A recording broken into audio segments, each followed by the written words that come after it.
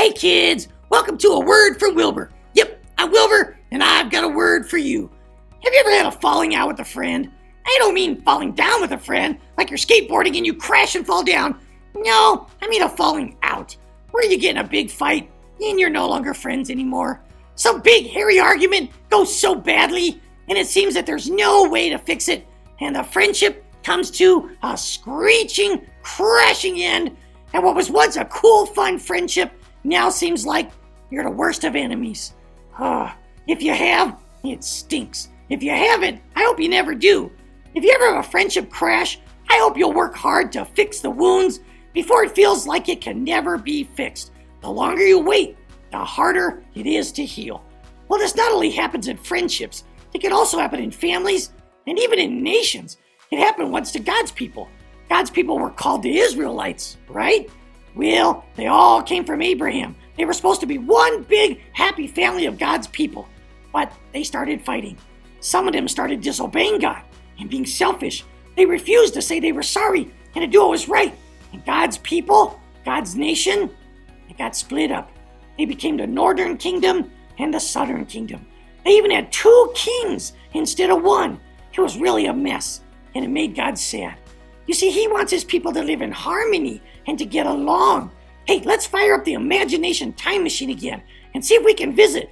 Hey, let's visit two Bible dudes, one from the north and one from the south, and see if we can find out what went wrong with God's people. Okay, here we go.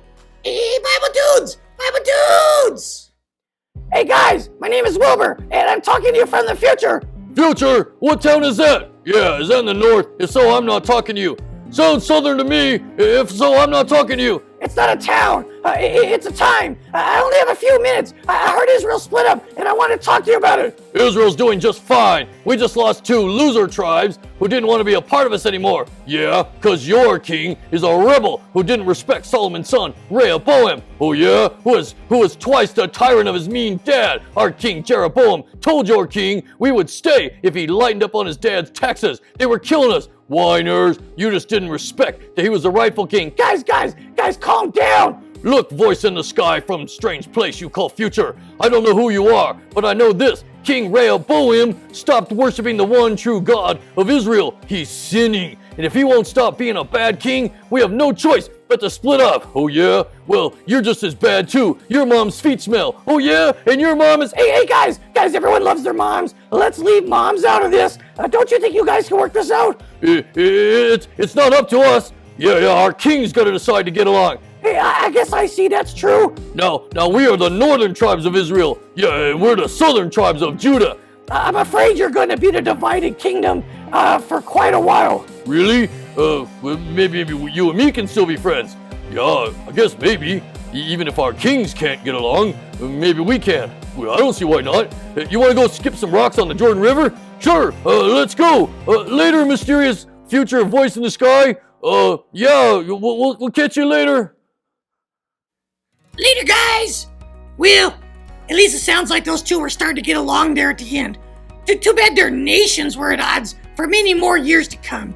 You know, it's sad when people live in conflict and can't get along, and it all starts with selfishness. James, the apostle and the brother of Jesus, wrote in his book in James chapter 4, verse 1, "Why do you fight and argue among yourselves? Isn't it because of your sinful desires? They fight within you." You know, we all have selfish desires, and when we give in to them, fights break out, and friendships can be broken, relationships can be torn, in families, churches can split, and even nations. You know, selfishness pushes people apart, but forgiveness can draw people back together. Let's say that verse together again. Why do you fight and argue among yourselves? Isn't it because of your sinful desires? They fight within you. James chapter 4, verse 1. Boys and girls, we need to be careful that when we find ourselves hurting our friendships with our actions, that we quickly see what is happening and don't let it get out of control before it is too late. We need to recognize that sin tears God's people apart. So we should confess and turn away from our sinful desires. And that is the word from Wilbur.